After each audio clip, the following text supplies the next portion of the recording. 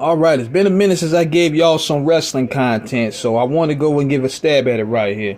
So apparently, Bully Ray explains why Brock Lesnar vs. Femi isn't simple as it seems. And according to him, he said that Femi is incredible enough. And I'm going to tell you why that's a crock of shit. So, it says right here, hold on one second, at Wrestling Headlines,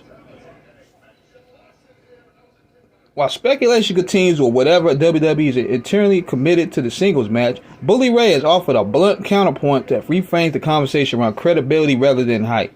From his perspective, the issue is not whatever Lesnar or Femi can happen, it's whatever it should happen yet. In Ray's view, the elimination alone does not automatically justify a WrestleMania spotlight. As he explained on Busted Open Radio, it's too much too soon for Brock and Oba. In my opinion, Oba is not credible enough yet, and Brock knows this. It's going to be very hard. Oba is not credible for Brock right now. Okay, so let me get this straight. Did you even watch the Royal Rumble? Did you see how crazy the people went for these two to have the lock horns? What are you even talking about? The crowd is crazy over this dude. This dude, first of all, he's 27 years old. His move set is believable. He looks more believable in putting Brock down than Gunther with a sleeper. But these dudes be dick eating Gunther. But Femi and Brock is the better matchup. How believable would it be for Gunther to put Brock Lesnar to sleep versus Femi putting him down with his finisher move, which looks more dominating and believable? But you know what it seems like to me, and I'm going to go there. It seems like when it comes to black talent, all of a sudden they got to bring up all these attributes and all these accolades that these guys have to go through to get there. When in reality, the fans already spoken. Femi came out there tonight. Power crowd went crazy. His entrance music is catchy. He has the build of a star. He knows how to work with small guys. He knows how to work with big guys. His NXT run was crazy. He retired the NXT championship, so that's dominant within itself. So again, look who Brock Lesnar feuded with. He had a Mania match with Omos. Omos is nowhere near as good as Femi, but he had a Mania match. Brock Lesnar had a feud with Braun Strowman, and Strowman is nowhere near as athletic as Femi. So what are you talking about? This is why I'm glad this dude ain't in booking it. This is why the game is stagnant right now.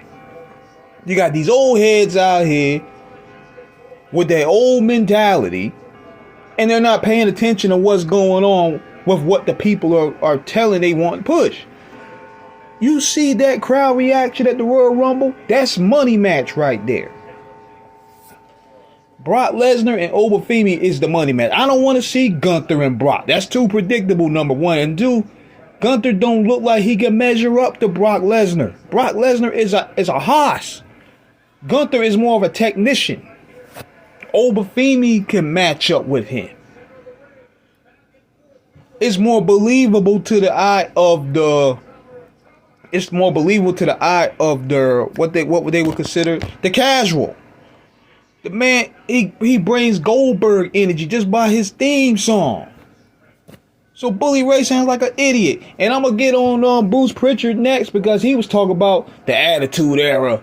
The Attitude Era is dated. It didn't age well. But yet, that's what gets me about that.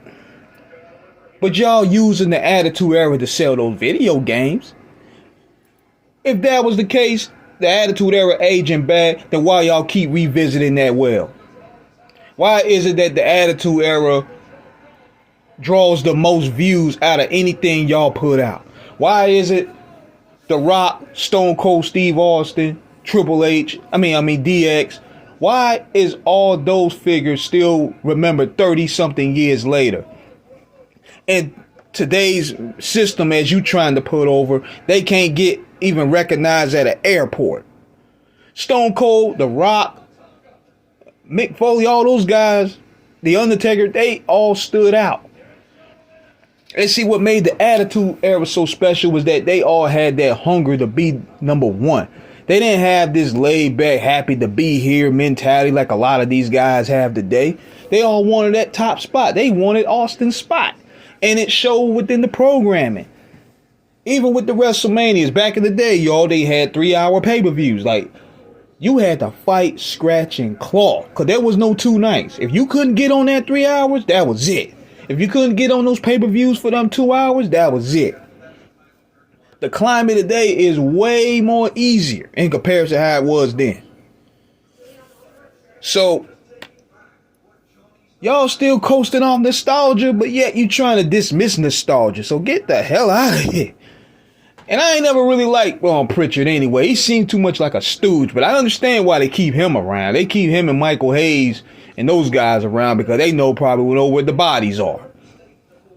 But he sounds like a tool. Like, nobody could really tell you anything other than the bloodline stuff from previous eras. The bloodline storyline saved the WWE. Cause and then even when Triple H started coming in and he took off the handle, you start seeing some of that edginess come back. The Seth Rollins and Matt Riddle promo. You had Cody Rhodes and The Rock when Rock was beating him down, blew a bloody poke. All that stuff is Attitude Era energy, and it draws money. All this other circus clown show shit that y'all been trying to push for the past 20 years, it don't move. And it shows in the viewership. The people want edgy content. And that's what the Attitude Era gave it. That's why the Attitude Era, whenever they drop a special, it does the most.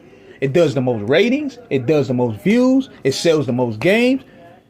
Austin 316 shirts still sell more to this day than any of it. It sells more than Hulk Hogan shirts. It sells more than John Cena shirts. It sells more than DX shirts. The only ones that I can see sell is the NWO. The NWO and Austin 316 shirts. Those are the biggest sellers. And then y'all still trying to call the Attitude Era well. Or the Monday Night War era well. So, miss me with that. That's what happens when you start getting stooges to really speak for the product instead of the people, man. Because they're going to tell you everything that's to make it sound like everything is good. That's their job to do. But the people are showing you that. So let me know what you guys think in the comments, man. I had to vent about that a little bit, man, because we tired of seeing the Attitude Era get dismissed in that regard, man, because that's what brought the cool factor back in wrestling in the first place. The shit would have been dead if it wasn't for the Attitude Era. So let me know what you guys think. Subscribe, hit the like button. Peace.